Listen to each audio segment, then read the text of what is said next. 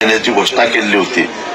या दोन्ही घोषणा हवेत वाटाण्याच्या अक्षताच द्यायचं काम केलेलं आहे। त्यामुळे शेतकरी आता आक्रमक झालेला आहे। सध्या आमची जनजागृती चालू आहे। यापुढे ज्या पद्धतीनं प्रहार जनशक्तीनं सत्ताधारी महायुतीच्या आमदारांच्या दारात आंदोलन केलेलं आहे, आम्ही महायुतीच्या मंत्र्यांना आणि नेत्यांना जाहीर कार्यक्रमामध्ये जाऊन विचारणार आहोत की तुमची अवकात नव्हती, तुम्हाला जमत नव्हतं तर हे आश्वासन का दिलं। मुळामध्ये जे अजित पवार सांगतात की आम्ही आता 7-12 कोरा करू शकत नाही कारण राज्याची तशी स्थिती नाही।